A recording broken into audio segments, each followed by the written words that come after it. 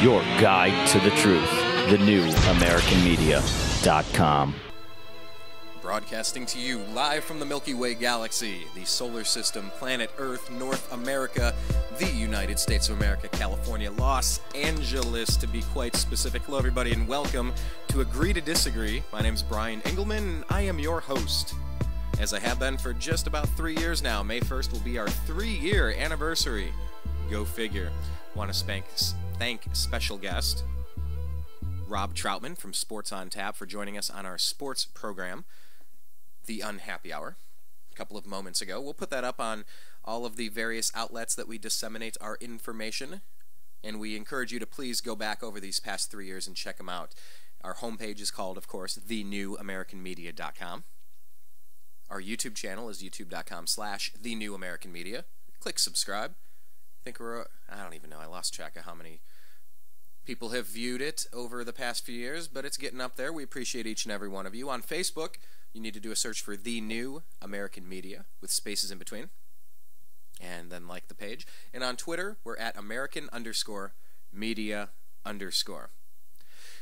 So, of course, the big news story, we have a plane missing.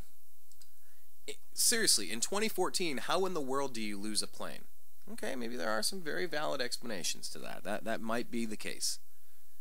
Then again, 6 days in, no answers. Maybe there's more going on that we're not being told about. So we're going to bring in special guest John B. Wells of Caravan to Midnight. You may have heard him on Coast to Coast AM for the better part of 2 years.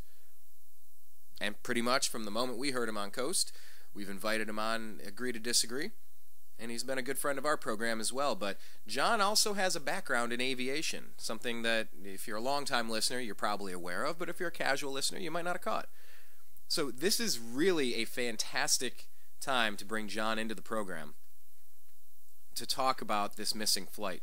There are so many different theories on this. It's kind of astonishing, really. Look, and I told John before now, we talked off air maybe an hour or 2 hours ago, and I said, I love stories like this. Obviously I don't love stories like this because it's a horrible human tragedy. There's over 200 people that have been impacted by what's going on, and I don't like any of that. But this is one of those nobody knows what happened kind of stories, and that's what's so intriguing and fascinating to me with this, because everything's on the table. Something with HARP, something with extraterrestrials, something with terrorism, something with pilot error, something with... It's just a mystery. Like that TV show, Lost, on ABC. So, we're going to bring John into the program. We invite you to send us questions. Just tag us at American_media_ on Twitter. And if you're sending us stuff throughout the show, we may or may not have a chance to read that and ask John directly. So, we'll bring him into the program, and let's just get it started, shall we?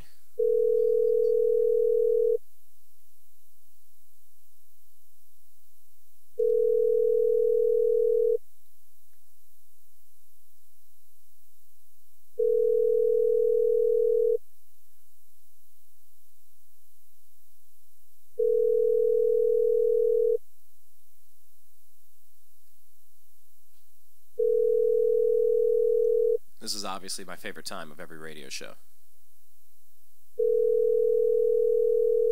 From when the phone call is placed, waiting for the pickup.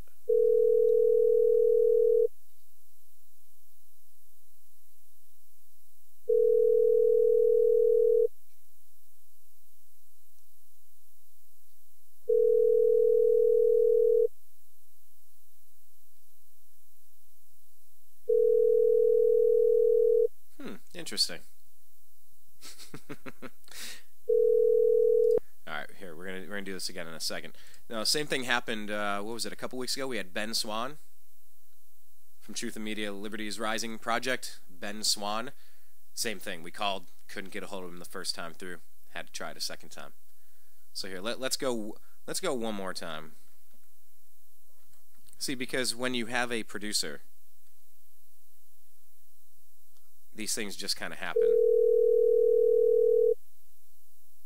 But when you're the producer, you just roll with it.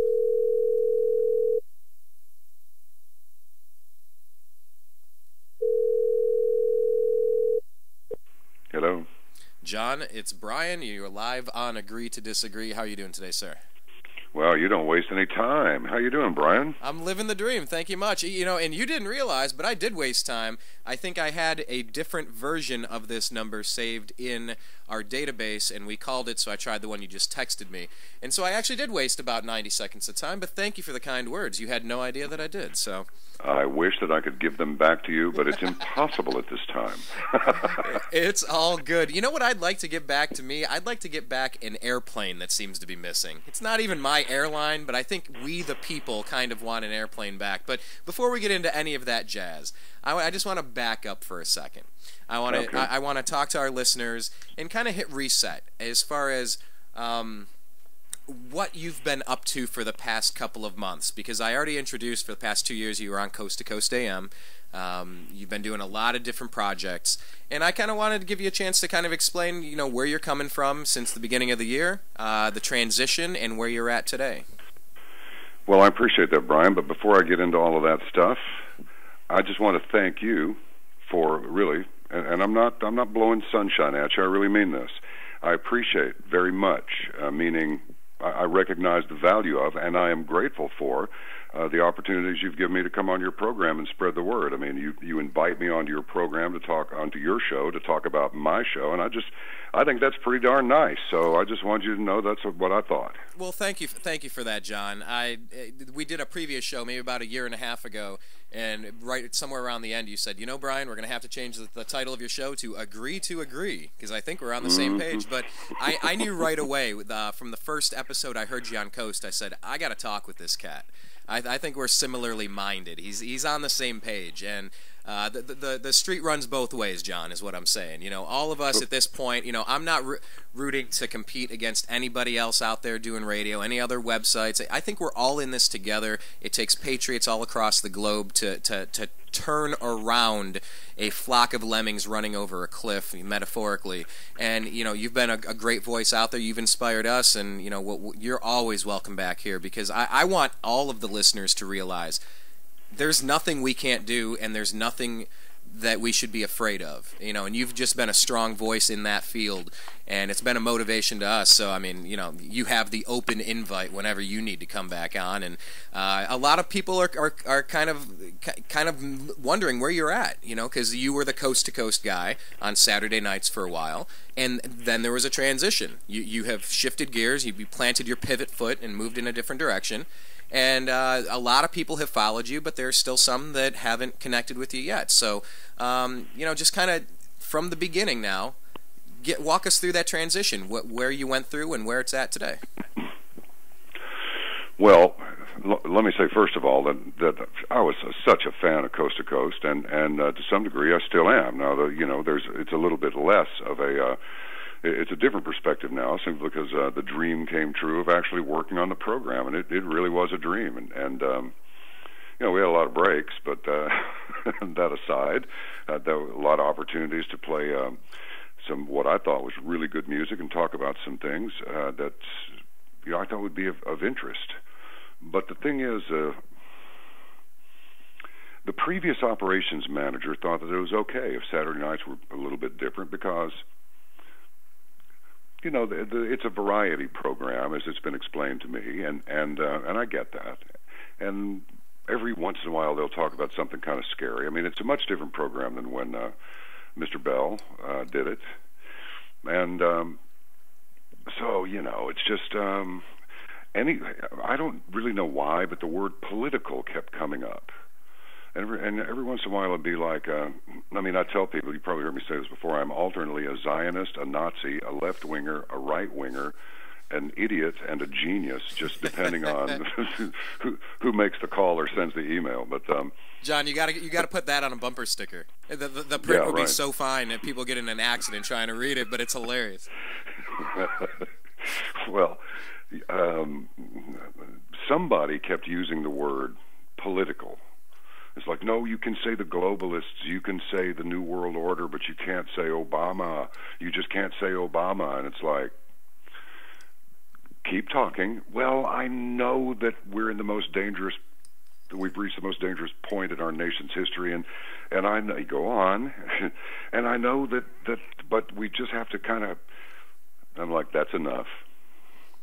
So basically, it was either a corporate-driven or sponsor-driven mandate that there will be no criticism of this administration. I mean, it's a 700-pound gorilla in the living room. What, we can't talk about? I thought the whole not able to criticize the president thing was maybe the first 2 years of his presidency, when everyone gave him the benefit of the doubt, hoped he was the change we were looking for, that was going to turn our country around, get us out of these horrible wars, fix the economy, restore civil liberties, rein in the spy apparatus, that this guy was going to be everything. And there was no criticism allowed for about a year and a half, maybe 2 years. You couldn't utter a thing. But in the past 6 years, or the past 4 years after that, John, I felt like we've gone well beyond into the category where we're allowed to criticize a lousy, incompetent elected official who's not doing a good job and lying to us about, frankly, stealing my health insurance, stealing my doctor on a small scale, and reading my emails and snooping on my cell phone on a huge impeachable scale. Whether it's Bush, Obama, or Smith or Jones, I don't care who it is, this guy's in office, you gotta call it for what it is. It's a giant gorilla in the middle of the living room. That's the way I see it. Yeah, well, I see it the same way. And in fact, there was a story just last week about how the current incumbent of the Oval Office, current occupant of the Oval Office, rather, he has threatened to veto a bill that would allow him to be sued, brought into federal court to explain why he chooses to arbitrarily enforce or nullify certain parts of federal law, and secondly, on another point, not uphold current federal law. Well, he may veto this because that would limit his executive power. You see. Now here's another one that it's on Ron Paul's website, and I'll tell you the truth. I admire Dr. Paul in some ways. It's just that his presentation and some of the things that he said, and what I'm about to say now is probably going to annoy some people, but look, if you want me to lie to you, I can't do it.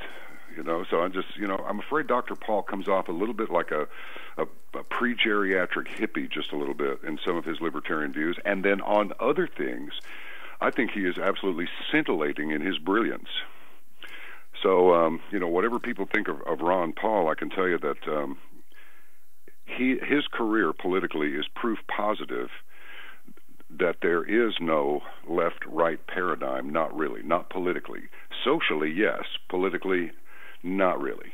Yeah, there's freedom and liberty, and then there's all the other Republican Democrat stuff.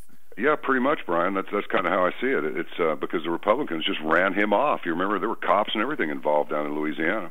Absolutely. So, that was just nasty. And did that get any play? No. When you get into this game, and you know this, you let yourself in for a lot of stuff. And you find out after reading a few tens of thousands of emails that there are some really brilliant people out there, some really engaged, very bright people. Right. And there are also some idiots. I mean, real smearing stuff on the wall idiots. Now, some of them, if you're just gentle and you point out to them, you got this all wrong, they'll go, you know what, you're right. And there are others, and these are in the very tiny, tiny percentile. That's their story, and they're sticking to it. And the more you show them that their view needs a little work to be accurate, the harder they'll cling to it. Right. And so that element just exists. It's just the way it is. But now Paul has put out on his website that you can actually have your assets seized if you in any way, if you actually, to paraphrase the proposal, or whatever it is, I dare not look at the net for fear of sucking too much bandwidth. I still got you, I take it. Oh, yeah, loud and clear. Okay, great. Well, here it is right here. Against the Ukraine war, Obama may see your assets. Do you, like 56% of the U.S. population, believe the U.S. should not get too involved in the Ukraine situation? Do you think the U.S. administration is putting us on a war footing with Russia? You think that's a bad idea? Are you concerned that the new U.S.-backed leaders of Ukraine not being elected might lack democratic legitimacy? Are you tempted to speak out against U.S. policy in Ukraine? Are you tempted to criticize the new Ukrainian regime? Be careful what you say. Be careful what you write. President Obama has just given himself the authority to seize your assets. So, before coming on with you, I thought, I'm not going to go on there and be Mr. Gloom and Doom, but I'm telling you, Brian, this thing is so far down the road. This rivals anything that they saw in the so-called revolution of the late 60s, when this country came very close to revolution. I mean, kids were getting shot by guardsmen up at Kent State, troops being deployed in Washington, D.C., because they were afraid of a anti-war protest get-together down there at George Washington University. And it's worse now. It's so much worse now because the stakes are so much higher. I mean, Soros just comes on and says, "Oh, Germany did all the worst parts of this Euro thing. I mean, what's going on?" And if the UK leaves the European Union, not the Euro, just the European Union, well, that could have disastrous consequences. And who is it that's behind this whole Ukrainian movement? Who's really behind it? I'll tell you who's behind it. Soros and his guys are behind it. This guy's got a lot of pull and a lot of money himself, and other guys with lots of money. These guys can create wars and peace with a phone call. And this Vlad Putin, this is a serious cat they're dealing with. This is a tough guy. He really is. He grows up as Russian in austerity. Then he becomes soldier. Now KGB. KGB? Really? These guys are hardcore. You think the CIA's rough? Woof. The CIA learns most of their interrogation techniques from the KGB, KGB was the one bombarding our embassy with microwaves and cooking people over there and messed them up real bad, killed a few of them back in the, 80s? So this guy does not care. The Russian people are really, really tough because ever since the czars, they've lived in austerity, to put it politely. Yeah. And that bunch is not afraid to get it on, and they will, because he is not going to be cut off from the rest of Europe by having Ukraine go over to the EU. That's not going to work for him. You think that Vladimir Putin looks across the way at Barack Obama and sees a legitimate title contender to have a battle with, or he sees a joke? I think he believes he's a joke. He already said that an ignorant populace elected Obama. That's what Vlad Putin said. It was in print. And I think he's right. Well, I know that I started going down the crazy train a little bit when I realized that I had to leave Fox News, MSNBC, ABC, and CBS to get some of the real news, and I was finding it on Russia Today. Russia Today and Al Jazeera, they want us destroyed. They don't like us. They want us to look as bad as possible. So they're going to tell us the crap that our censored media isn't going to tell us. And then I see Edward Snowden stands up to defend the Fourth Amendment. It's crystal clear that you're not allowed to be doing any of the stuff that they think that they can do and that they've been getting away with doing. Edward Snowden has to eventually flee to Russia, of all places, which has a horrible civil rights, and human rights record of their own. But that was the only place that would take in the guy defending the Fourth Amendment. And I went, I'm upside down. I'm in the bizarro world of Superman. I'm in Crazyville. It's all about money, man. Because you do not defeat the enemy forces with guns and knives. You defeat them because the leader of your force has a mind that is superior at strategy and tactics, and being able to look several moves into the game through several potential changes in the fabric of the battle, in the structure of the battle and the fabric of the battlefield. Even all these things shifting, able to play multiple chess games at the same time. That's who's going to win the war. And all of these wars are driven by one thing. Oh, they can say it's because, we want to get rid of that race over there. We don't like those lettuce people at all. We're going to go after them. Or, no, we want to go after the purple ones, and they're the troublemakers. That's all for public consumption. Everything that happens is because of money. Period. End of story. And if anybody thinks that Vlad Putin doesn't want payback for what we did when we collapsed their ruble, they got another series of thoughts coming, because they want payback. I mean, people have demonized the Serbs, right? Well, that's payback for World War II, and even earlier than that. The Serbs have been jerked around so bad it's ridiculous. But nobody really cares because it's like, well, you're just over there killing your neighbors. You're just bloodthirsty. He's like, nah, you need to research the history a little bit before you make that sweeping gesture. They were exquisitely mad by the time they got a chance. Man, when the boot was off of them, the Soviet boot came off of, Bosnia-Herzegovina and Serbia, Croatia, and all of that, they went for each other big time. The Serbs wanted payback, and they went and got it. Well, now, they're just, horrible war criminals and everything else. And some of them were, of course, because they were pissed off for decades, compounded, continuing to have to live through that. And that's what happens, But it's all, when you follow the rabbit hole all the way to the end, it's all about the money, which brings about the deprivation and the sorrow and the pain of living like that. When your wife or your girlfriend, she didn't want to hang around. Why? Because you don't have any money. You can't provide for her. You can't even provide for yourself. I mean, it's not just not being able to go to the gas station or buy that new car or new electronic device. Economic depravity affects you on every level. You got nothing to offer, and therefore you got nothing to buy anything with. It's terrible. And so Putin views his whole deal as fighting for the survival of his country. Now, he may be misguided, he may be overly radical, but I believe that's what he thinks. And don't get the idea that I think Putin's a great guy. I'm just saying I understand him. I mean, I think I do. Well, you were talking about playing multi-levels of chess. I mean, I think there's a decent chess player or two to come from Russia. I don't know what's in the water over there, or what's in the vodka. But I mean, we're hearing reports that President Obama's missing national defense meetings, going to play golf and not even showing up when the powder keg is smoldering and you can see things starting to develop. That he's not even going to the national defense meetings. This guy is not even a puppet, Brian. This guy is almost a robot. Yeah, he skipped the national security team meeting that was all about Ukraine. He just decided not to go. Well, come on now, folks. Does anybody expect us to believe that with all the sensing equipment in all of its various locations, you lost a 777? And using that comparison, does anybody really believe that this man is making his own decisions?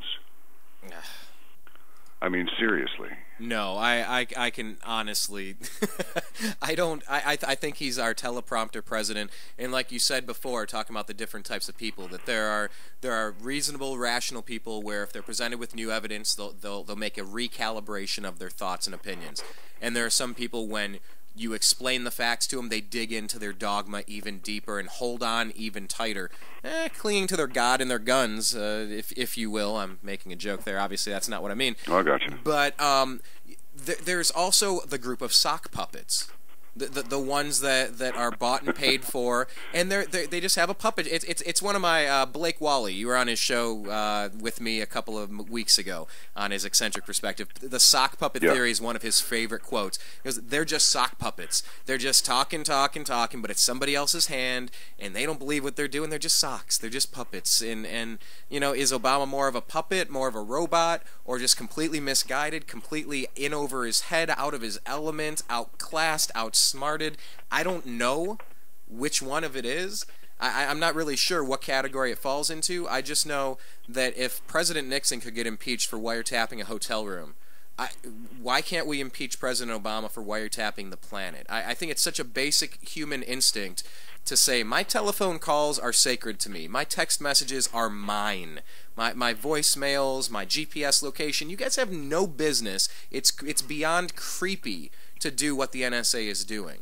And I look at global politics, and then I look at the hardcore basic component of I am being snooped and spied on, and I wouldn't let my best friend snoop and spy on me, let alone some politician.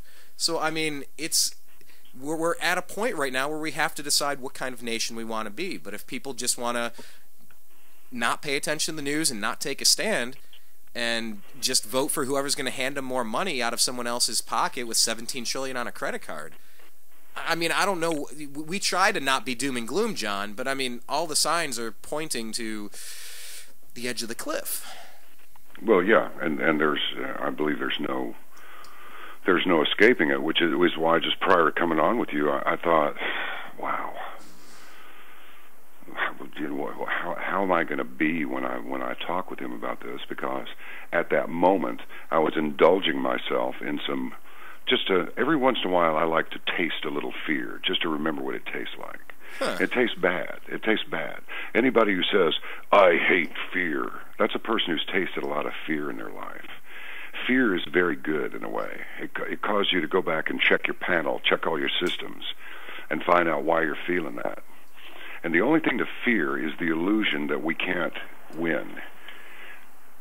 Change is going to happen, but it doesn't mean it has to. The change has to be. I mean, we can go back to the way. Oh, we can never go back. It's like we can readopt some principles that at one time we held very dearly. But there's a bigger problem. You know, this may be a spiritual problem rather than a socio-political one. I think this fellow named Steve Quayle said I think to quote him would be, there's no political solution to a spiritual problem. And people at this point will roll their eyes and go, oh boy, here it comes. Well, here are the two components. Number one, what was absent any voter fraud or just let's just say it really was a straight up election. Okay, I'll take that ginormous leap of faith and suspend. Exactly. I'll disbelieve a lot of my gut instinct. Although I didn't vote for Romney. This is the first time I haven't voted for Republican or Democrat. I opted out. I couldn't hold my nose and vote for another McCain. I said I'm done. I don't like I don't like Republicans, but I despise Democrats, and I couldn't even hold my nose on Romney. I said I'm out of this. It's a corrupt system. It's one party. I'm out. So voter fraud. I knew it was. We'll get to that in just a second. Anyway, philosophically speaking, Brian, where was the country's head and heart and all of that stuff when they decided to go with Barack or Barry, as it might be? Why did they do that? If the election was not stolen, if it really was because people couldn't stand, Palin, or they couldn't stand McCain, and so they let Barack win. Well, but it was also 8 years of Bush, and hey, we got to do something different. Another decade of a Bush in there. Let's go another direction. Let's give this guy a shot. I think that was a genuine thing the first time around. Yeah, see, I'm with you. And so that tells us that people really wanted to change. It was like almost a decade of the same stuff, right? Just the same stuff. And before that, they because George H.W. Bush had been so silly with his New World Order stuff. And I mean, look, none of this stuff happens by accident. None of this stuff. When Bush Sr. came on and said, "Read my lips, no new taxes," and then, like, I don't know, 2 hours later, raised taxes. This man is not an idiot. He was the CIA director to start with. Yeah. He was a World War II pilot. I mean, George, former vice president Senior, in the CIA, connected beyond connected. Well, yeah. I mean, he may seem a little bit on the Mr. Rogersy side, but George H.W. Bush is a hardcore cat. I mean, this guy's a killer. He flew a plane. It had machine guns on it. You know what I'm saying? He was CIA director. This guy's no lily-livered, weenie at all. Hello there, neighbor. Hello there, neighbor. Yeah, I mean, so he throws the election. Clinton takes over for 8 years, commits an indiscretion, lies to everybody, gets an impeachment hearing, and then tries to redefine sex. And of course, all the morons out in to hear them tell it, all these morons that they look down on, that would be us, are all fixated on what happened with Bill and Monica Lewinsky, while the real agenda is going on behind the scenes. And we know that there was something going on behind the scenes. So, and he's still active in politics. And she wants to be president. So, when Ventura says, don't vote for Republicans or Democrats, okay, I agree with you, but cracking that system is going to be difficult, because this system it's just a predictable, preset succession of leaders. Have you ever had the chance to talk with Jordan Maxwell, John? I don't think so. Yeah, very interesting character, but he was some of his speeches featured in the beginning of the Zeitgeist movie, And yeah, I mean, we had a chance to talk with him for about an hour and a half, and we'll have him on the radio show coming up here in the next, hopefully in the next couple of weeks. But he said, yeah, leaders are not elected, they're selected. It's a corporation, and it's like a board of directors. Who is the president, who's the vice president, who's the secretary? They're selected for you because it's a private corporation. We have the illusion of putting the person in to represent us, but they're not representing us. They're representing the United States corporation. And Jordan's into some really interesting research that's way above my pay grade.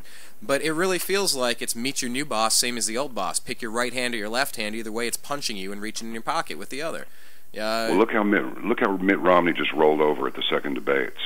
It looked to me like, and this is just my opinion, but it looked to me like Mitt, through that election, when Candy, what's her name, was doing the moderating, she was clearly biased. I mean, that was there for everyone to see, because this was by design to bolster the courage of the left, because what the left doesn't realize is they are forging their own chains. So anyway, 2 questions. Well, no, Candy, as a matter of fact, I have the transcript right here, and he said that America would never submit to a terrorist act from no matter where it came from. He did not call this specifically a terrorist attack. Here's the transcript. Check it out. And the second thing that he did not say is, well, if you want to nationalize health care and you're doing all this stuff with the auto industry, I mean, this is by definition socialism. Are you trying to take us into socialism, Mr. President? But he didn't do any of that. He backed down like he was scared of Candy. And, you know, it's all such a joke, man. I mean, I never was a birther or any of this stuff, but go back and look at a picture of Frank Marshall. Oh, yeah, Dreams from My Real Father. I mean, seriously, put Barack's picture next to Frank Marshall Davis, and then put his picture next to Barack Obama Sr., and you tell me, who does he favor?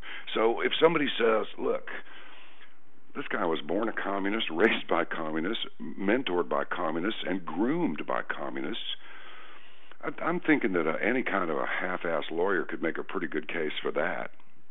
This little 12-year-old girl did a genetic backtrack on all of the U.S. presidents, and with the exception of, I want to say it was Van Buren. It was either Van Buren or Buchanan. They were all related, including Barack, to John Lackland Plantagenet. That's King John Lackland Plantagenet. So there is a hidden order. There is. Whether that order works for the good of mankind or whether it works for the good of itself at the expense of mankind, I guess depends on either I can't imagine it's the individual. I think it has to do with some very old rules which will not be violated. Well, so, hold on. Before I say anything, old rules which will not be violated. Explain. Well, it means that if you try and violate the rules, you won't be around long. Yeah. You will take this as a sacred blood and guts oath, and it is. And if you want to have any life on this earth, you will do your duty to the families. I just think that's the way it is. I think it's always been that way, really. Look, we live, Professor Griff, you know, yeah. He's become a friend. And oh yeah, I could tell you were best buds with him right off the bat. He was a hell of a guest. I heard him on Coast with you. Yeah, well, it's like, dude, I'm not going to try and pretend to be black. I know nothing of your world, nothing. So I don't want to be one of these, oh, you black people are really interesting, you know. And he got it because I get it. It's like, look, we might as well be from different planets, but we can talk, so let's do. He said America's pathology is her denial. And I thought, that's genius, pal. It really is. And truer words were only spoken by the Lord himself. And that's really how I see it. We are in a profound state of denial, because to come out of that denial is to face something that would appear to us to be so overwhelming and so completely unchangeable that we'd have trouble finding our courage to try and take it on. And that's the thing. There are families that have had massive amounts of power and prestige and ability to rule and govern over the past. Wow. How far back do humans go? more than 2,000 years, more than 7,000 years. Let's go past Egypt to Lemuria to Atlantis. I don't even know how far back we go. But there are families that have typically kept their power and kept their ruling hand behind the scenes, the Wizard of Oz behind the curtain, for a long time. And it just really feels like, John, that however things have been played out over the past decades, over the past centuries, from time immemorial, there's a way they can still keep power and live great lives, and we can get things back under control. But if it's a suicide pact that they are on, and if you know, eliminating 95% of the rest of us so that they can keep theirs is the deal, well, you know, it's put up or shut up time. It's going to be one way or the other, and I'm not going to live under a boot. I'm a good dude. I'm a nice guy. I wish more people were cool, decent, individual human beings, and not sociopathic creeps, you know. And if people like me are now viewed as the enemy, Second Amendment supporters, Fourth Amendment supporters, 10th Amendment supporters, First Amendment supporters, if I'm now the enemy, then the person calling me the enemy is the enemy. And it's really, it's time to pick a side here, because it's beyond creepy. I'm feeling it in my bones that, like you said, this is something, call it spiritual, call it metaphysical, call it innate in our DNA, that we're always having to fight good and evil. But I'll tell you what, when the good guys are painted as the bad guys, I got a pretty clear idea of who the bad guys really are then. You have to have faith. And many people roll their eyes at this. I mean, I've been told by, I don't know, half a dozen people maybe, you must not talk about religion on your program. It's like, I will talk about whatever I want to. Okay? But thank you for your input. You know, and I think people are limiting themselves if they do not find value in faith. Now, I'm not going to tell them what to put their faith in. No. That's not my deal. I know where my faith is. But here's the thing, and this is a pretty simplistic analogy, but these little boys, I was doing some instructing, some martial arts instructing, and Master told me to help these little boys who had failed to break their boards, help them do it. So I went over there and I said, listen, your hands and your strength is no different from those guys over there that broke their boards. And you guys are all going to break your board, and I'm going to show you how to do it. I said, but you don't break it with your hand. You break it with your mind. And you think, oh, that's woo-woo. No, that can't be true. It is true, and I'm going to prove it to you. And I just held one of them up. I said, look, I don't care that this board is here. I want to put my hand over there on the other side of it. This board just happens to be in the way, that's all. So I say my hand is going to that point beyond the board. Why is it going there? Because I said so, and I mean it. And so if I keep that mindset, and I believe it, and I really believe it, watch. I just broke the board and went like that. I said, you can do that too. Now, if for 1 second you don't believe you can do it, you can't do it. Right. You know, so the point is, faith is not something that can be taken from you. Faith in the future, faith in your fellow man, faith in yourself, but most importantly, faith in the one that put you here. You know, that pride, you got to get rid of. People got to get rid of that pride. That body that you're walking around in, that doesn't even belong. That doesn't belong to you. It's a spacesuit for my soul. That's on loan. Yeah, I call it a spacesuit for my soul. Exactly. And you cannot. No one can take your faith.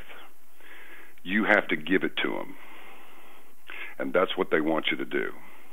They want you to give up and give over your faith. And if you do, you're done. You're done in this world and probably the next one too, but I don't know about that yet. You know, so I'd rather just speculate. I don't and say I don't know, but that's the thing. That's what they're working on now. Have you seen this other thing about the U.S. has decided to relinquish control of the internet? Oh, hold on. No, I'm always seeing the latest CISPA, ACTA, PIPA, all these different treaties that they're trying to do. No, which one is this one you're talking about? All right, let me get a, if I start crackling, it's just because this thing starts sucking up bandwidth. It'll stop in a minute. No, it's fine. By the way, we're talking with John B. Wells. You can check him out. Actually, what days are you on? What are your days and times on Caravan to Midnight? Well, just between ourselves, since you and I are talking here with a few 100,000, millions maybe of our closest friends, just Wow, man, what a cluster foxtrot. We're moving servers again next week. We discovered some real weird stuff going on inside the site. It doesn't threaten anybody's security or anything. It just threatened the function of the site. Yeah. So we had some experts which were baffled, and therefore they have been relieved of their expert status. And we got some other experts who are bigger experts. And sounds like the climate change debate. The science is settled. Yeah. Wait, no, it's not. We're going to start streaming pretty soon. I'm still looking at, we still got bandwidth issues on streaming video, but we're going to start streaming audio live very soon. As it is now, we do the shows and then get them up on the site.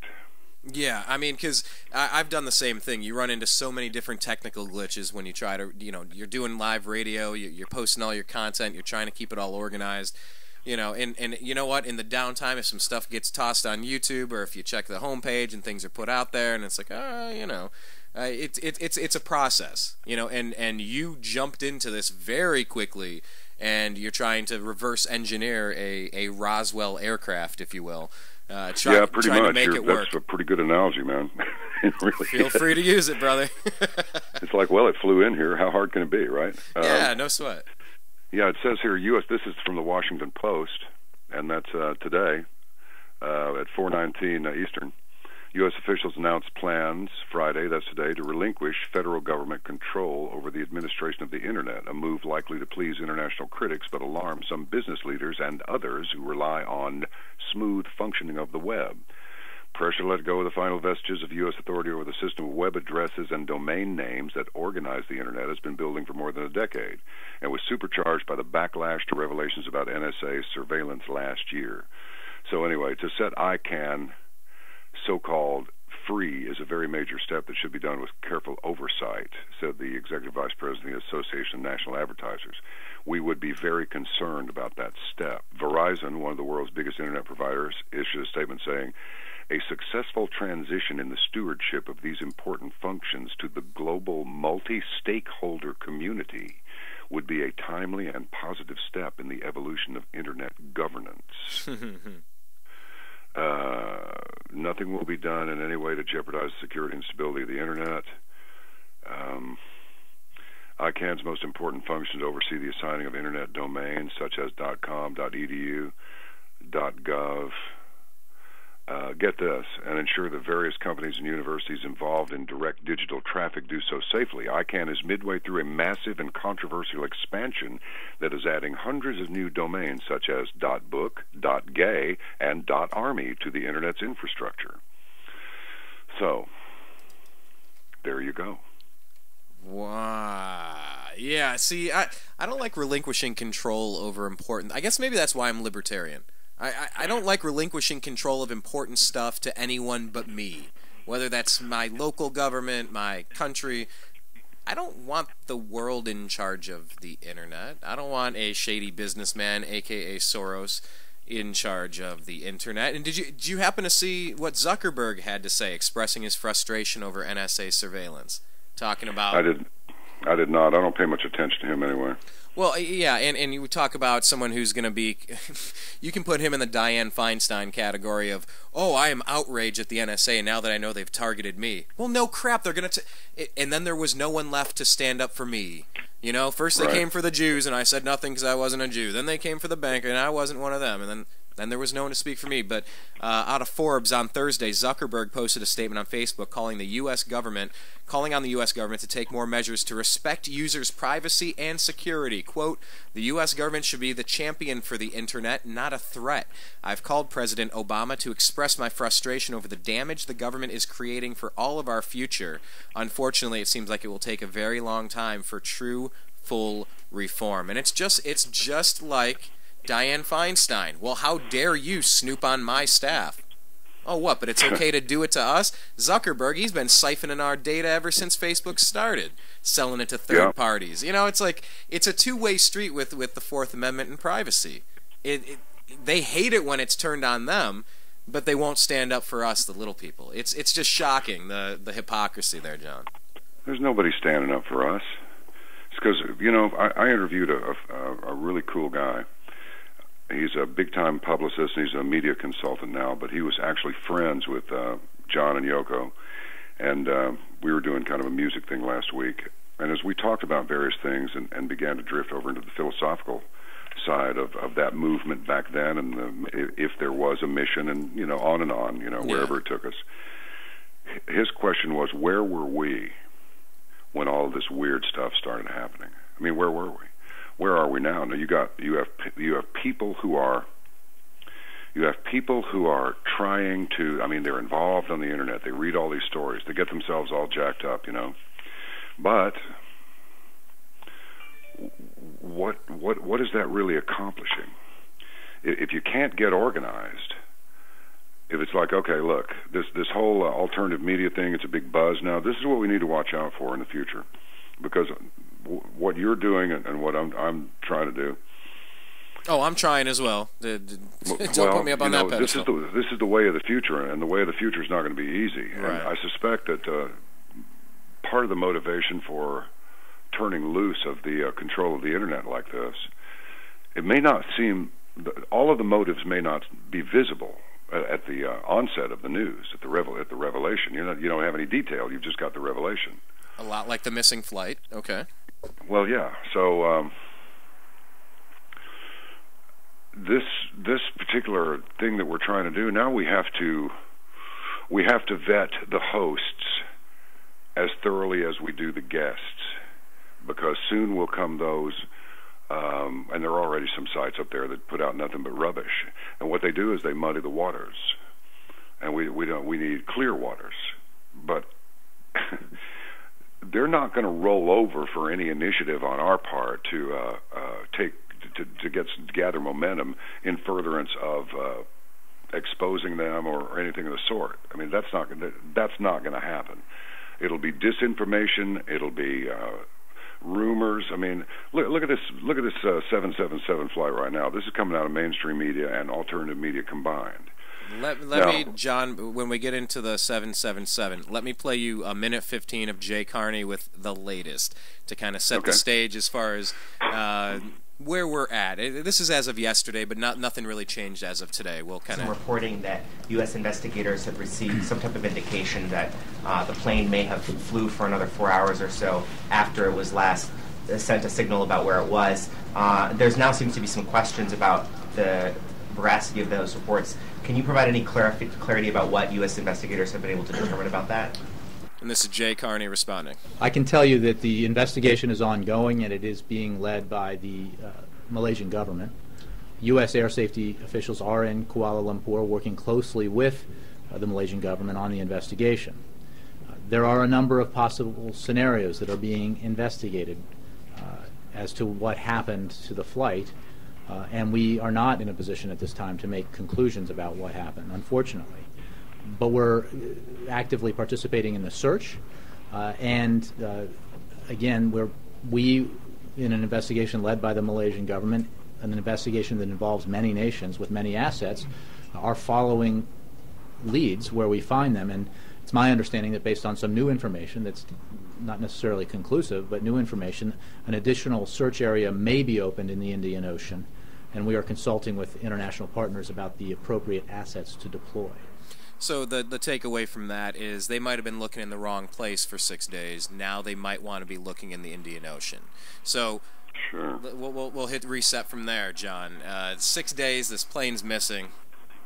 What is the takeaway here? How does a plane just up and disappear? Is it UFO? Is it suicide? Is it terrorism? Was it shot down in an act of war? Is it a false flag? Everything is on the table because we don't have any information. We just know something is missing. That's all we know. Yeah, well, it would be nice to know. See, we can't even be sure who was on the aircraft. I mean, I'm hearing all sorts of stuff out there. I'm hearing the Navy took a shot at it. Well, which Navy? Then it's like, well, the engines and everything, every other system on the aircraft. This is well known by people inside. And I talk to people who fly these things every once in a while, and every function on that aircraft can be monitored by satellite, and they are. And now I know in a general aircraft, a general aviation category aircraft, you just reach over and turn the transponder off. But when the transponders are turned off, let's see, now why would they do that? If it was a suicide run and they just wanted to blow the plane up or something, what would they care? Okay, why would you care? You can Right. blow it up anytime you want. I'm with you there. So now who would know how to do this? A pilot. Well, either that or I'm wondering. I doubt very seriously. I'm going to ask somebody between now and the next time we go on the show. I want to find out if a pilot, and I want to hear this from somebody who sits in the left seat. I don't want to hear this from somebody who knows somebody who sits in the left seat. I want got to hear a it from friend. a pilot. I know a guy who told me once. Can you shut off those transponders? And I'll bet the answer is no. You can't shut off the transponders. I've heard. First of all, why would you do this? I've heard guests on multiple cable channels saying that you can turn it off. You can manually turn it off. And that they figured that this was manually turned off. It wasn't exploded. It was turned off and continued flying. That was the latest batch of weirdness that I've been hearing. Okay, and then where did it fly out of? Lumpur? Malaysia, and then it goes northeast, and then it either makes a U-turn, or goes left, or it doesn't, or it goes up to 43,000 feet, or it goes down underneath the radar. I'm telling you, John, I can't keep all of the non-facts straight at this point. Well, what I think happened is this, and this is a guess. All speculation, because that's all we have at this point. I hear you. Well, there's too much chaff. John, before we get to the wheat, getting rid of the chaff, can you explain to people your experience in airplanes? Because this isn't just something you've been on a flight or two. This is a little bit deeper for you. Can you explain to people your background with aviation real quick before we get to what you think this is? Well, I'll just start with this. I know enough about it to know that when somebody says calling ground control, you don't call ground control until you've already landed and you've pulled off the runway. Then you call ground control, and they direct you to your hangar or to your parking area or whatever. You don't talk to ground control at the airport until you're on the ground. You talk to the tower. First, you talk to air traffic control, which is the federal mechanism by the FAA put in place to keep people from running into each other. It's not like air traffic control, you will do what we say. It's like, no, it's you. It's your backside that's up there in the air. They will do whatever it takes to get you safe. I mean, it's somebody watching over you. It's not somebody looming over you. So, when you enter a busy airspace, it's usually called Class B airspace, and it may extend from, it's like an upside-down wedding cake. Okay. The circle around the airport, you need to be at a certain altitude, and then a little bit above that. Then farther out from the airport, you could be at higher altitude until finally you're out of the zone. So whenever you approach a busy place, you have to contact either approach, or regional approach, or SoCal approach, or somebody.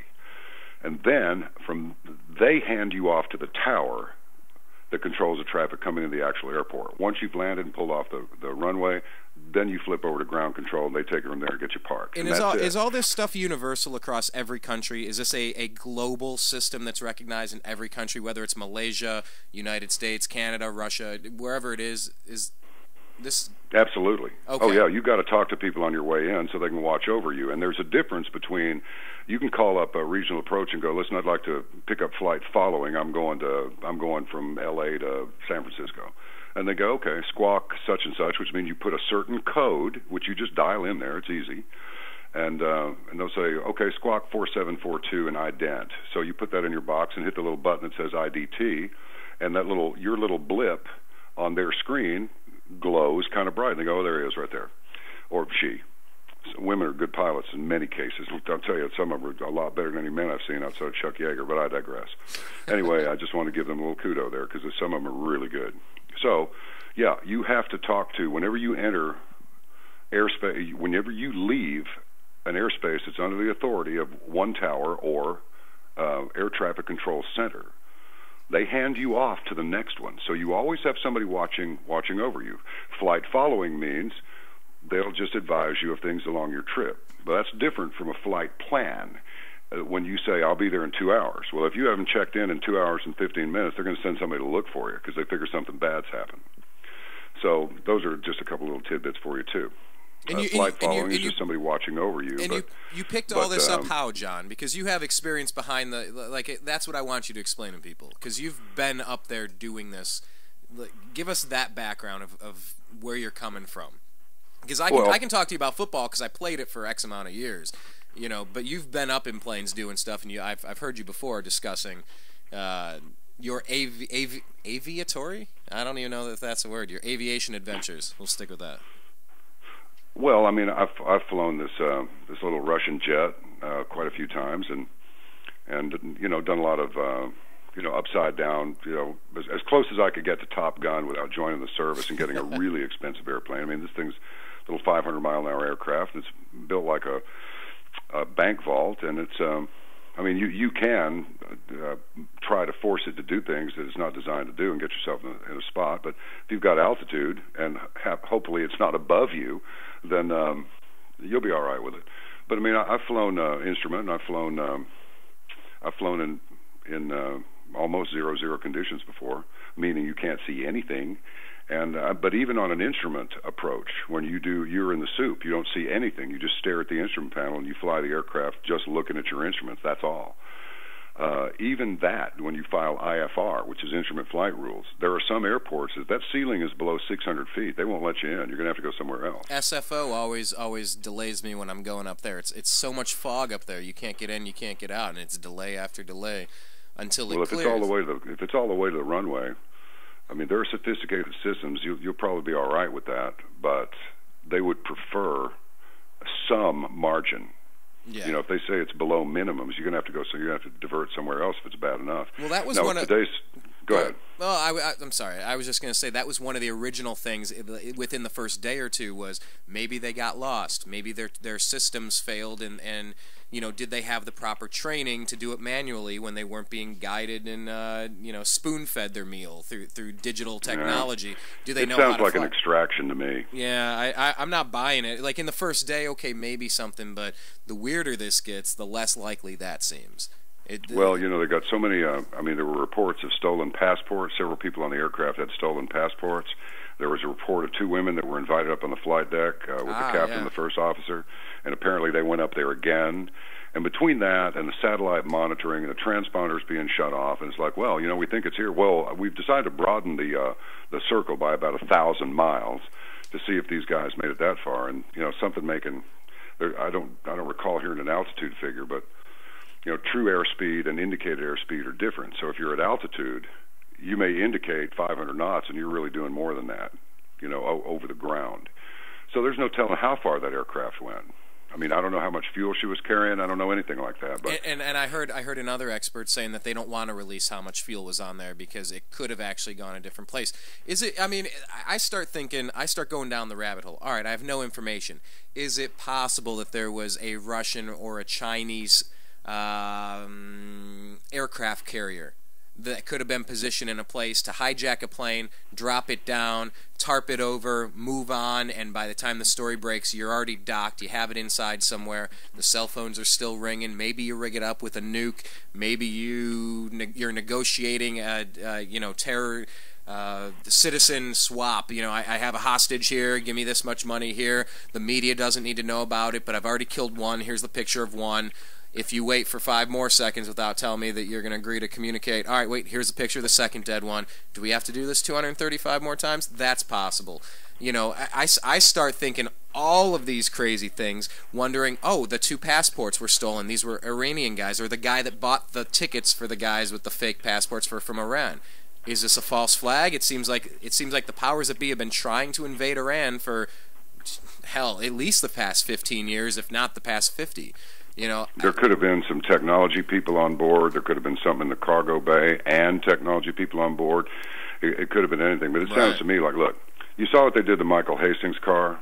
In my backyard, I did, yeah. Well, do you think they could do that to an aircraft? Who is the? Well, I guess who is they, and what's the motivation there? Obviously, with Michael Hastings, he went out there and really upset some people by airing dirty laundry, and you need to send a message. You know what I'm saying? You don't say certain things, or else you sleep with the fishes. See? The Chinese are starting to do runs on banks already. Nothing about this. This is either really sophisticated or really stupid, and there's genius in the stupidity of it. Almost like somebody who says, now, what kind of a moron would steal a bicycle out of the front yard with a birthday party going on 20 feet away? It's like, well, you're right, except he did get the bicycle. Except the brilliant guy that got away with it. Yeah, you know what I'm saying? It's like I do, crude. Yeah, I know you get it. So this is either really, really stupid, or it's really, really sophisticated. But nothing that we're seeing is what's actually going on. I gotta think that people know what happened, and they're trying to stall and buy some time. Whether it's a hostage negotiation, or whether something from the cargo hold has been stolen, something of value, or there, like you said, like there was a dignitary or a VIP on there with knowledge, information, or connections, or payback. It seems like they're stalling. And they're out they're out of stories. We know where the plane is. Why were those cell phones still ringing? Are they in a hangar somewhere? This is just a fascinating story to me, John. I just don't believe that it fell out of the sky and no one knows. Sorry, I missed that last part. No, we were stepping on each other. I was saying, what I will not believe is that a 777 just disappeared and nobody tracked it, nobody traced it, and then our biggest lead 4 to 5 days in is a grainy 1965 style picture from a Chinese satellite. It's like, okay, how garbled did you make that to send us on a wild goose chase for a day and a half? Like that movie Enemy of the State with Will Smith from 15 years ago at this point. They had the satellite showing, you walking down the streets, and it's that sophisticated. The stuff we think we have, it's so many decades advanced than what we have. So for China to release that picture of, oh, look, there's a dot right there, that's it. That was like, hey, look, here's our keys. They went, when you're trying to distract a baby or a dog, you just hold up your keys and go, hey, look over here. Look over here. Here's the thing. Here's a little spot in China. Well, it even looked like a tiny little airplane. I mean, it looked like a little X down there, and of course somebody came on Fox News and said, well, the Chinese, they're very thorough in before they release any information like this, they're very, very thorough. And I said this to somebody, but it's like the only thing that they're thorough at is making sure that you don't really know what's going on. Everything that they release publicly. Oh, Chinese, we will step in and we'll see if we can find your missing airplane. It's like, yeah, right. And then, it turns out it was nothing. It's like, well, what was that little X there that you showed the whole world, purporting it to be something that might be the plane? And one more time, how did you get this picture? I mean, it's just rubbish, Brian. It's just nonsense. Yeah, I totally feel like I'm being distracted, that there's something covert, something you would see on 24. Something is happening right now in real time that's being kept out of the news, off the airwaves, off the radio. And look, maybe it was just a plane that crashed and it maybe went the wrong direction and we're just been looking in the wrong spot. Nah, I'm not buying it. I'm not buying it either. That expensive and everything, all that sophisticated navigation equipment, satellite contact and everything else, I don't believe it. Not for a minute. Oh, you're just a conspiracy theorist, tinfoil hat wearing nut job, John. I'll tell you that I've decided to make a tinfoil sombrero for extra protection. Well, you're in Texas. A sombrero, you need more of like a cowboy hat, or we could have both. I suppose we should. John, I got it. We should team up and have like an entire tinfoil hat headwear collection. I think it would sell like hotcakes online. All right, we'll talk off air about this. We'll make it happen. No, but the Engelman Wells collection. I could see it now. Oh, could you imagine that on a runway? With like Giselle and actual models wearing the tinfoil hat collection, the Engelman Wells collection? Well, you know what I'm thinking, Brian, is that if we really want to send a message to the New World Order, I call for a 5 million tinfoil hat-wearing mass assembly in Washington, D.C. And in this way, we'll show our dedication to reducing global warming, because all those tinfoil hats are going to reflect all of that heat back to the sun. It'll be like putting power back into the grid, you see. Beat them at their own game. Take that, you environmentalist wackos. Hey, I'm all about being off the grid, but crazy's crazy, and man-made global warming has just not been proven yet. And yeah, I like it. A 5 million tinfoil hat Engelman Wells march on Washington, or the Bilderberg meeting, or I don't know, wherever people go and hang out. No, I've embraced it. I embraced it a long time ago. I'm like, if you want to believe the official Roswell story, do it. If you want to believe the official, I'm not going to list all of them, but count 20 different weird things that have happened. I'm just not buying it. If I have enough evidence, I'll accept it and I'll move past it. But when it just doesn't fit for me, I'm not done investigating. And this disappeared plane, it's a 770. It's not a little Cessna. It's not one of these little doctor killers. On the weekend they think they're hot shots and they bite off more than they can chew.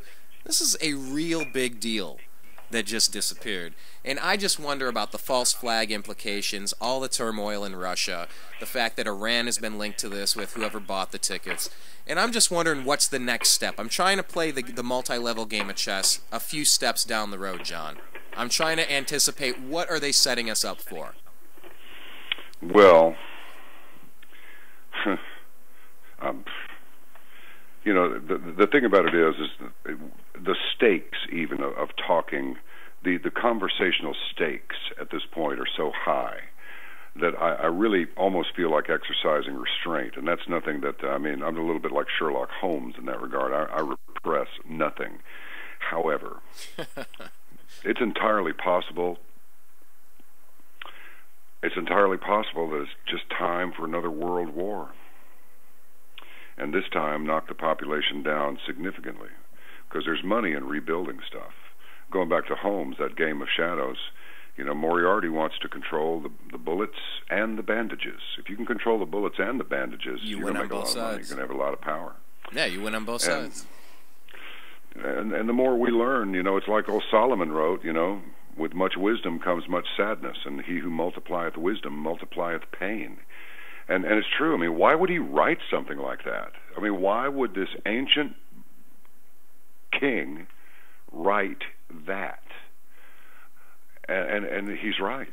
It does. If you don't know how to manage this information, because, look, all this is being controlled by forces that are far beyond any control we'll ever have over them. There's just too many players, and much like what Gary Cooper said about stars, he said stars are not made from their own accomplishments. They are acted upon by external forces, and people would do well to remember that. And we should all do well to remember that we are all acted upon by external forces, whether we choose to acknowledge them or not. That's the thing about the truth. It does not require our belief in it to exist. That's the fact. That is an absolute fact. Just because I want something to be, it ain't going to make it. It's not going to make it true. It's not going to... It just is what it is. And yeah. I don't know if it's from being a bartender. I don't know if it's from being in sales. I don't know if it's from doing radio. But I can smell BS from quite a distance away, usually. I have a pretty strong spidey sense when it comes to BS. And you know what? It has felt like there has been a ramp up. They have been trying to push for another world war for a long time. I don't know, other than by the grace of God, how we've avoided it up until now, because I really felt it in 08, 09, 10, 11. I'm still feeling it today. But to hear you say it might just be time. What was it? Thomas Jefferson said the tree of liberty must be refreshed from time to time by the blood of patriots and tyrants. Yeah, it's just how it is. And what is he really saying in the broad view? That not all of us will enjoy our tyranny, and not all of us will enjoy our liberty. We will all pass from this world at some point. So the object is intention. What is your intention? What do you really wish for your fellow man? When people start getting into, well, what is evil? You keep saying evil. What's evil? Evil is committing deliberate and many times premeditated damage to another human being on a physical, mental, or spiritual level. That's evil, because it undoes people and it damages them. If that's your wish, then that would be evil. There are many forms of evil, as there are many strange images of death, as Macbeth or somebody in the Macbeth play said, strange images of death. Which is another way of saying he messed some of those guys up big time, warlike Macbeth. He was out there chopping. But it doesn't matter. None of that stuff matters. What matters is our intention and what we're prepared to do now. Another 24 hours is not guaranteed to any of us, not even another 24 hours of our own individual lives.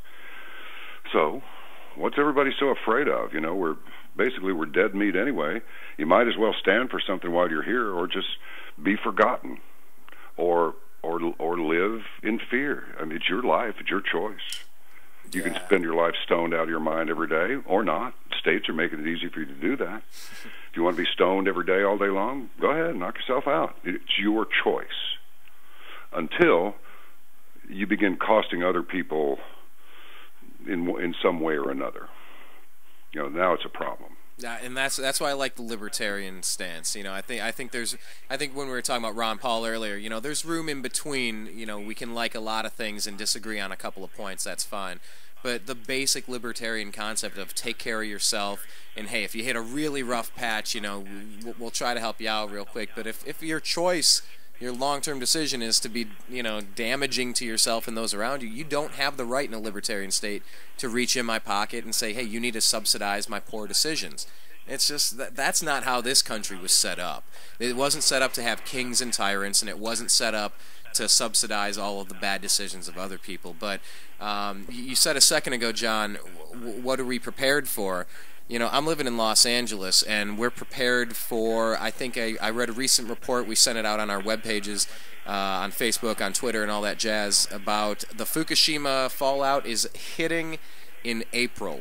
And, you know, when it comes to aviation stuff, you're one of our phone of friends, and when it comes to the radioactive stuff, you're one of our phone of friends. On your website, caravantomidnight.com, you have a variety of radiation detectors and units and stuff there.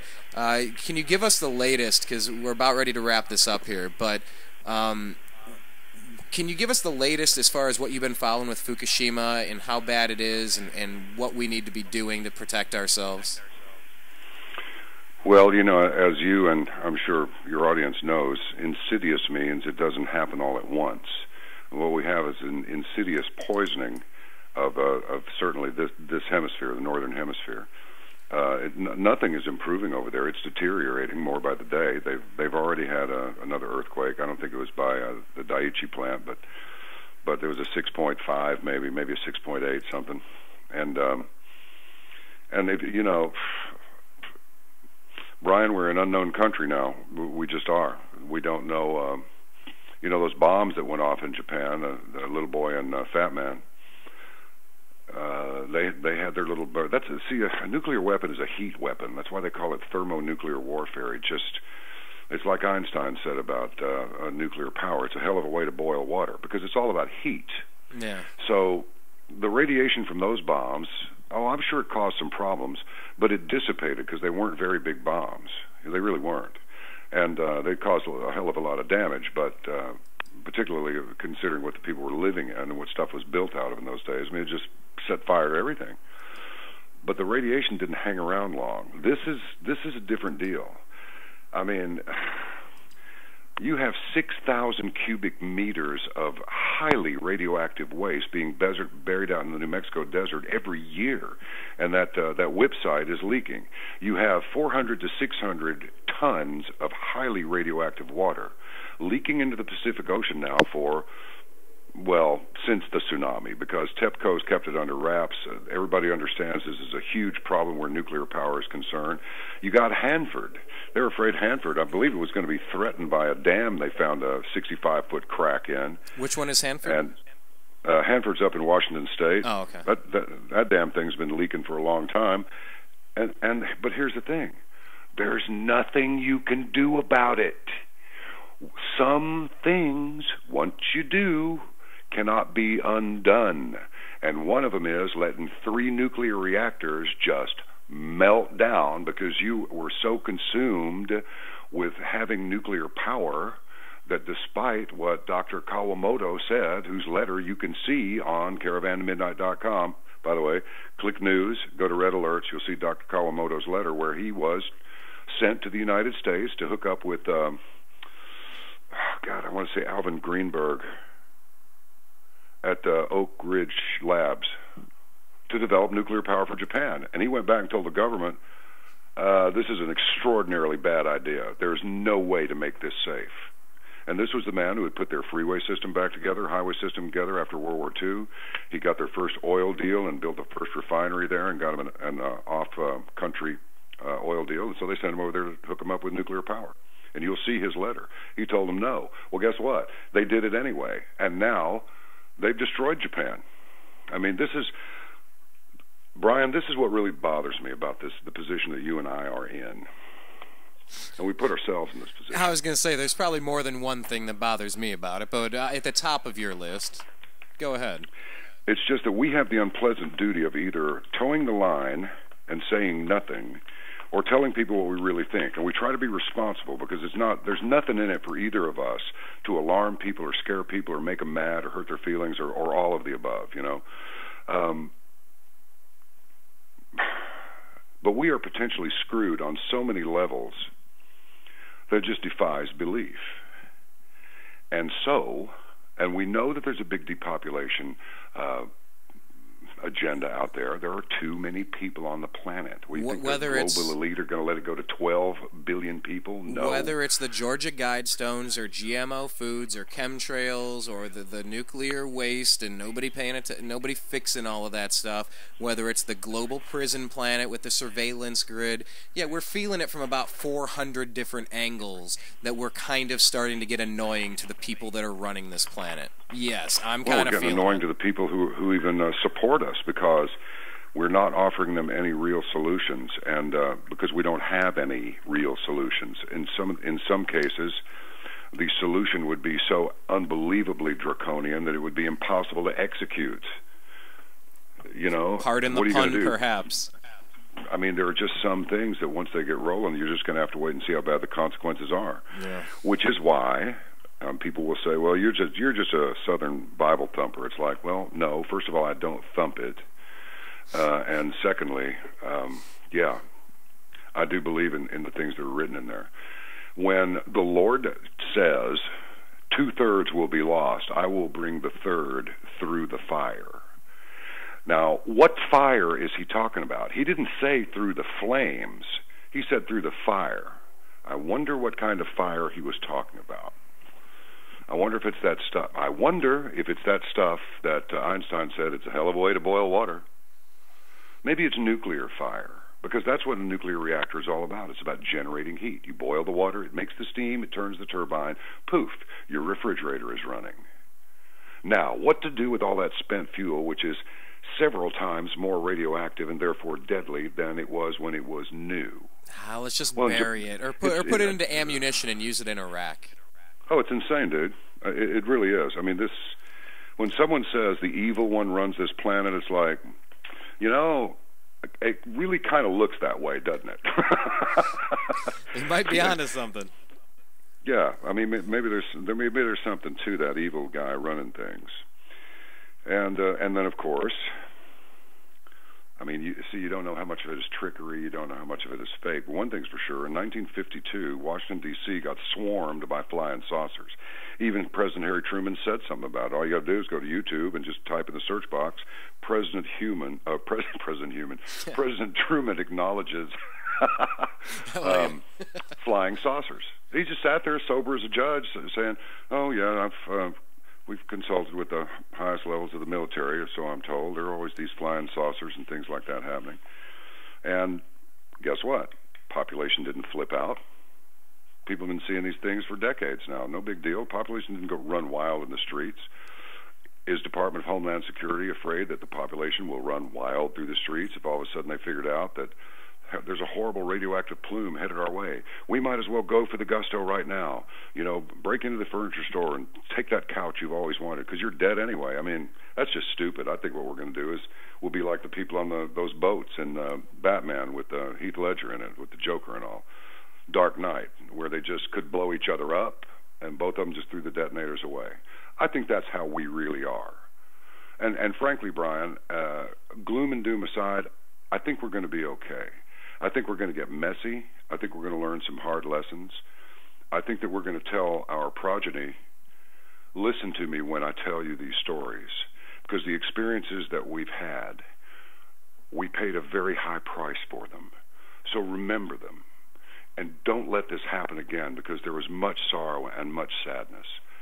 But we'll come through it. We will come through it. The first is to become aware of how serious the problem is. We're doing that now. The second is to recognize that we cannot trust our government. We were told that we couldn't.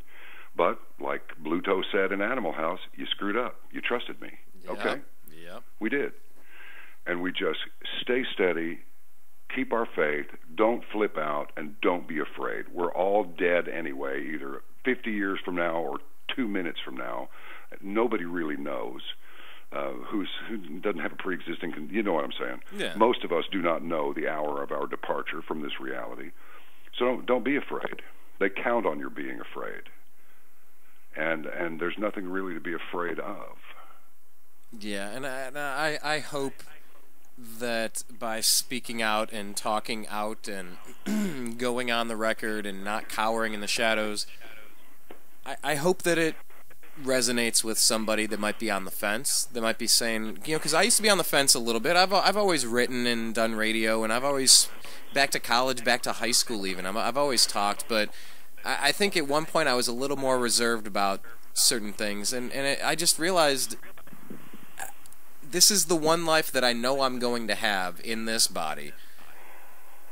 You know what? Yeah, what are you going to do? Wait for the next round? Yeah. No. And if that happens, I'll play that game of poker the way that game of poker dictates. But for now, that's right. I feel like I got to pay it forward a little bit. I feel like a lot has been given to me. My parents worked really hard to give me a decent life. I feel like our founding fathers set us up with a decent little country with some, respect and some Bill of Rights that are supposed to be supported and defended.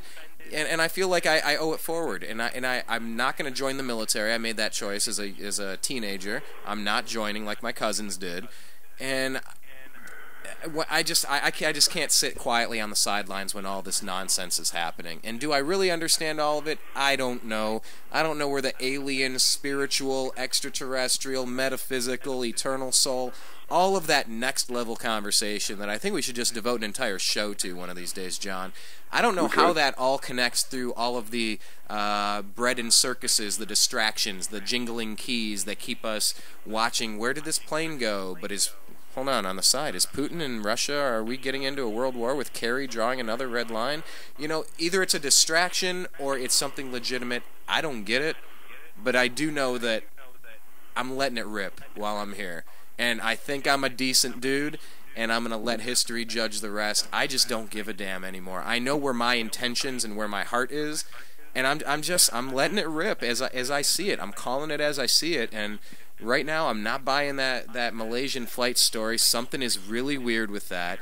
I don't feel like our economy is in any stable ground. I feel like massive fraud was perpetrated on us with Obamacare. I feel like just the geopolitical nonsense that's happening. It's on a macro and a micro level, John. It's all across the board. The environmental stuff, the radioactive stuff. I think we're going to get it sorted out as well. I am optimistic, but in the meantime, I want everyone to be a little bit of a prepper. Get some extra medicine, get some extra water, get some extra food, get some extra bullets, and just, if you got to hunker down for a couple of months, just kind of be ready, because by doing that, you're going to make your entire neighborhood stronger. And the stronger our entire country is, I think the better chance we're going to have. Well, I think you're absolutely right. And a lot of people have decided, okay, I might not be able to cure it, but at least I can keep up with where I am, and certainly I can move away from danger when I can detect it, which is why you mentioned that we sell Geiger counters on Caravan to Midnight. We do, we sell water purifiers that take fluoride out of your water. It's like, do something. Now's the time to do something. Not later, not let's see if it blows over, because if it doesn't, well, you're going to be standing there flat-footed and you'll be unprepared. So prepare a little bit, but just prepare quietly. Just take it easy and do all you can, as well as you can, for as long as you can. And you'll be doing everything that you can. Right. And just don't worry about it too much. Be alert, but be calm. Master taught us in martial arts class. The reason little boys, when they wail on each other, little 3 and 4 or 5-year-old boys, they're just wailing on each other. The reason they don't hurt each other is because they're all tightened up. They're just so mad. They're tight. They're like little robots. Well, you can't stay ready and be tight like that. You'll wear yourself out. You stay ready by staying loose, very loose, not stressed, not tense. Across across my family's coat of arms are the words "Semper Paratus," which means always ready. It also turns out that it's the motto of the Coast Guard. And I'm familiar with Semper Fi, but what is your Semper? Yeah, Semper Fi, that's always faithful. That's the Marines. Right. Semper Paratus, I think, is the Coast Guard, but it's on my family crest from back in the old days, back in England. So you're saying you're the original Boy Scout troop? Be prepared. Yeah, kind of. We came over with William the Conqueror with everybody else. What a party that was back in 1066. And first it was Vauxhall, and then eventually the city of Wells. There's a cathedral there, and you can't be a city unless you have a cathedral of the good old C of E. That would be Church of England. So there we have it. But anyway, we even had a bishop of Bath and Wells back in the day. But that was a long time ago. And anyway, I digress, like, really badly. But anyway, it's all right. I helped steer you off the side of the road on that one. Yeah, just be ready. Be ready for our slogan on Caravan to Midnight is make ready for what's to come. It's like, well, how do I know what's to come? Well, what do you see? Or as Sherlock Holmes told Watson, he said, how many steps lead up to the front door? And he said, well, I don't know, Holmes. I've never noticed. He goes, you see, but you do not observe. There are 16 steps, I think he said. So observe. Don't just see. Listen. Don't just hear. Think. Don't just have thoughts. Control your mind. It is not your last court of appeal. Your spirit is. Your mind is a tool for you to use just like your hands and feet, and nothing more. And you can tell it to shut up. You can tell it to stop thinking about that. You can tell it to stop pumping that chemical into me. You're making me afraid. Knock it off. I need you focused. You can override your mind with your spirit. I believe this. I live it. And I'm not trying to put myself out on the clothesline by popping my mouth off about any little subject that suits me. But some of this stuff is just not being reported by mainstream media, and it never will be. And that includes Fox to some degree. They're Absolutely. 2-3 days behind stories. They're not, some holy relic. I had the conversation talking with somebody else. Like I said, I don't like Republicans, but I despise most Democratic policies. Not the people, just the policies. And we were talking about the politics, and we were talking about Fox News. I'm like, Fox, a lot of the times, is the best of a bad pool of information to grab from, to draw upon. That's right. None of it's great. None of it's great. And they all have their own agenda, but once you identify it, you can parse it a little bit better. The neocon inside of there, the big government progressive in the Fox News stuff. I caught it now. I used to just believe it, but now I see what you're doing. But it took me a few years to catch on to that. But yeah, I'm not buying most of it these days. They're in disarray now because they know that we don't just believe it. So since they can't really change, they go, well, we were kind of, BSing you before, but now we're going to come clean. Well, it's too late for that. Yeah. I mean, everything has a beginning, a middle, and an end. And so this so-called mainstream news media is losing more credibility by the day. Yep.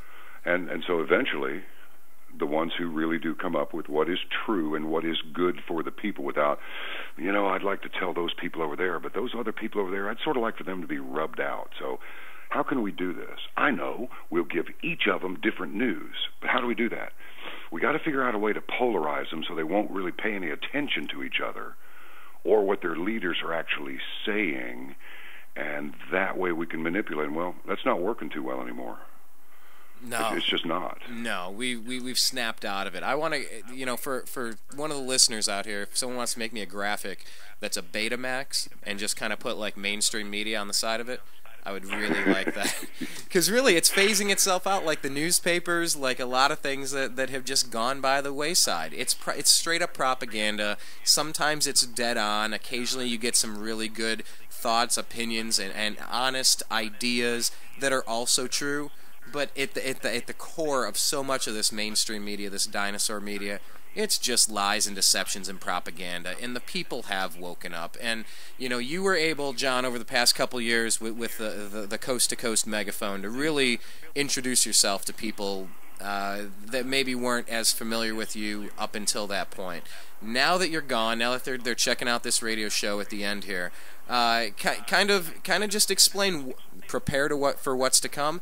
Kind of explain to them where you're at right now and what they can expect in the next few weeks, the next couple of months. Because I'll tell you, we get so many comments and so much feedback either directly on our sites or on the side just about being fans of yours, but now they want to know how to stay connected and maybe connect the dots for them. Let them know where they can stay linked up with you in between our shows here. Oh, link up with me? I thought you were wanting me to give them an overview of what to make ready for as far as just general global events. The answer to that one is just... Yeah, I was going to say, can we do both? Answer both of those. Yeah. I like your question better. Well, we can. The thing is it's going to require individual responsibility. Bind yourselves closely to your family and your friends. Communicate with each other. Reach out a little bit. And, remember, trust doesn't just come with the territory.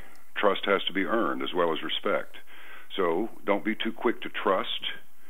And, in fact, don't even give complete trust to yourself. Always check yourself. Make sure that you really are doing the right thing. Some things that you can do, ask yourself, should you do them, though? Look 2 or 3 moves into the game and see where it's coming from. But by all means, the first thing to do is take care of, make some sort of a buffer against adversity with your primitive needs. That would be food and water and protection devices, whatever they may be. In sanitation, it's one of the easily overlooked things, just the basics of your camping. Right. I mean, there's nothing like running out of TP on a camp out. That's just brutal. But yeah. There go the socks. I guess I'm going barefoot. Yeah, and as far as hooking up with me, just come to caravan2midnight.com. We're going to do a server move next Tuesday, I believe. Yeah, and I don't know why every time I post a video on the website, it's always got me making this hideous face. I'm like, why do you guys start this video with my face looking like this? Couldn't I just look normal and then begin speaking? They catch it. The algorithms are all set up. The NSA probably infiltrated it so that when you're in the middle of saying rutabaga and your mouth is twisted sideways, like that's the one we want to use. That's the best one. No, that always I don't like walking over the picture, pointing out and going, what is this? I'll tell you what it is. It looks like an extraordinarily grumpy person. And look, the way you've done it, I look like Boris Karloff toward the end of his career. What's wrong with you? Can't you make me look a little better than that? Of course, the answer to that is no, you look like that. But anyway. No, just they'll enjoy the programs. We're going to start streaming live audio ASAP. We just made some... the music will be back. A lot of people really enjoyed the music. Because you were a DJ. So that was one of the things you came up. You were playing music for hours at a time, and that's one of your passions is music. Well, yeah, if I like it, I'm going to try it out on somebody else, see if they like it. If enough people say we don't like it, then I won't play it anymore. But other than that, we got all squared away with the various licensing agencies, BMI and ASCAP and CSAC and all of them. And so you will hear more than a few seconds of it. Yeah. You might hear a nice little piece of it. And it'll be more and more. I think people will see improvement, continual improvement over the coming months, because I want it to be an enriching experience. I don't want to just separate people from their money and then go buy a fur hat or something. I'm all the way in or all the way out. John, are you tinfoil hats or are you fur hats? Which we got to pick a direction here.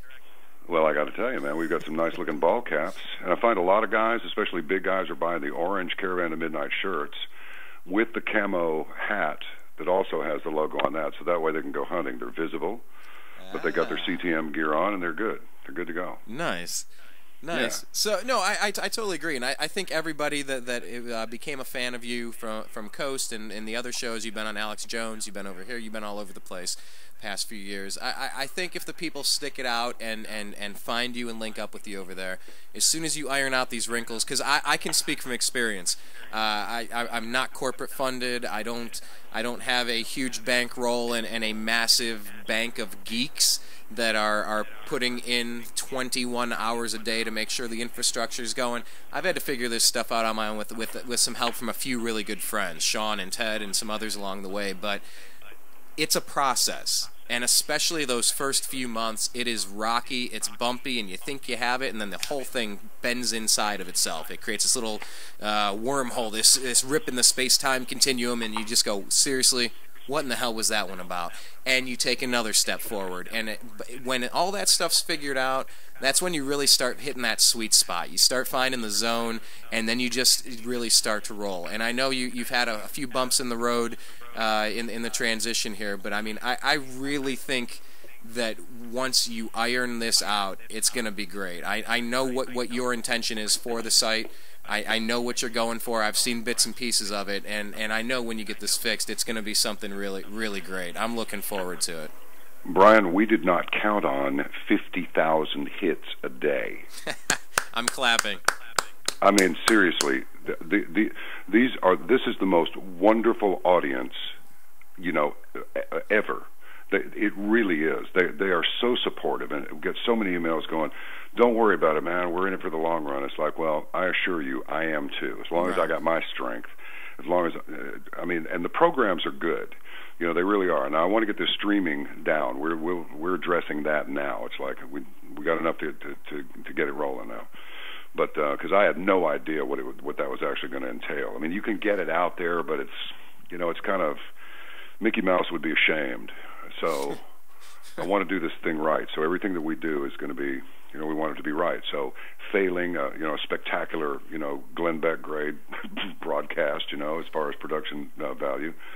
The content of the program is really good. The people that I've been privileged to have come on are just excellent people. And even when you go, well, I don't know why you're doing a music deal this whole week, there's stuff blowing up and other stuff, sinking, and it's bad.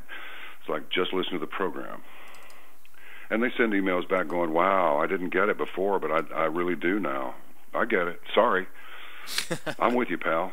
So it's good. It's not about me. It's about them. It really isn't. I mean, there is no me without them. So, except individually. So, but as far as this program's concerned, your audience is going to let you know whether they like it or not. And if they don't like it, trust me, they will sing out about it. And so far, it's just an absolute outpouring of support. It's very humbling, and at the same time, it makes you very aware you have a real responsibility, and you don't want to screw it up. So.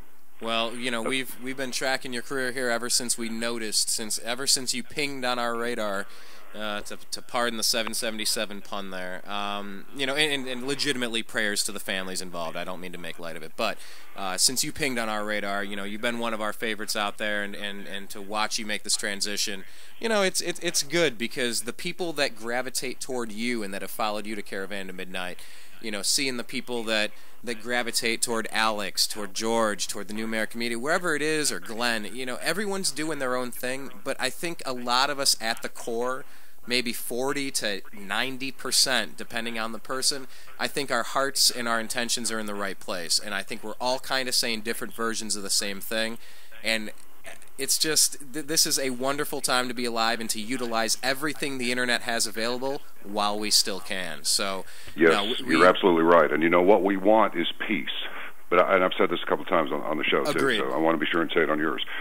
Not the boring peace. We're all just sitting around looking at each other like, well, it's peaceful, but I'm sure bored. And then we start trouble because we're so bored. We want an exciting peace of innovation and discovery, exploration, and that's what we want. We want to go toward the future and just go for it. Don't just sit and wait for it to clobber you. Get out there. If you don't like something, sing out about it. Somehow while we were sleeping or while we were nodding, to be closer to it, somebody disconnected us. With programs like yours, programs like Coast, programs like Caravan. This is how we reconnect. And we can squabble a little bit over a misunderstanding or something somebody thought they heard but really didn't. But that's fine. As long as we're together, we can be who we were destined to be. This is just a bump in the road. We'll be fine. I think we're going to do it as well. I think on a global scale, it's a bump in the road. We're going to figure it out. It's cyclical. We have to learn the lessons. There's no light without the dark. I think Caravan to Midnight, once you iron out your kinks, it's going to be fantastic. I'm so excited to see what you guys do over there. And, in the meantime, we're going to keep connecting and talk about, weird things like how does a 777 disappear in 2014? We're not talking about the 60s, we're not talking about some guy hang gliding or some little Cessna. This is a huge plane that just disappears. I'm not buying it, and we got to cover the weird stories as we find them. So for all the listeners out there, please make sure to check out caravantomidnight.com and sign up and prepare themselves for what's to come, I believe, if I paraphrase that correctly. Make ready. Make ready. Damn it. All right, I was close. Make ready. Yes, you were. Close enough. Hold on. Let me do the John B. Wells voice. Make ready for what's to come. No, I can't do it. Now, if you keep that up, I'm going to be out of a job. All right? Trust me, you got nothing to worry about there. No, but everybody, really make sure you go check out caravantomidnight.com. John B. Wells. By the way, on Twitter, on Facebook, you linked up over there too? Yes, both of those. Okay, perfect. And they can get all that on your website then. Yes, they can. Fantastic. Well, John. And you come on to CTM sometime when you got time. Well, I'll tell you what. We'll talk off air because I have a couple ideas. We'll talk off air. I would be more than pleased to join you on CDM. All right, let's do it. All right, to be continued then. John B. Wells, you have a great weekend, sir. Happy early St. Patrick's Day, and we'll be talking again soon. Same to you and everybody out there. All right, take care. There he goes, John B. Wells, everybody. Please make sure you go to caravantomidnight.com and check out his stuff. Yeah, I think we will go over to Caravan to Midnight. We'll do a segment over there. I got a couple ideas. Me and my buddy Blake the Eccentric Wally. A couple ideas of maybe a recurring piece over there. But in the meantime, I want to thank you. I want to thank special guest Rob Troutman from Sports on Tap for joining us on the Unhappy Hour Sports Show earlier. It'll all be on our homepage, thenewamericanmedia.com, shortly. Also, please subscribe to our YouTube channel, youtube.com/thenewamericanmedia. If you're not following us on Twitter, we're at American_media_. Make sure you follow us, and on Facebook, do a search for The New American Media with spaces in between, and like our page, because we like it when you do that. Oh, March Madness, missing planes, Fukushima. What is going to distract me this week? I don't know, but I love each and every one of you for checking out the program, participating in everything that we're doing over here at thenewamericanmedia.com. As I said earlier, May 1st will be our 3-year anniversary. It's crazy to look backward and see that we've gone that far, but we wouldn't be doing it if you weren't listening. So thank you very much. Thanks again to all of our guests, and we'll be talking with you again soon. Until then, peace.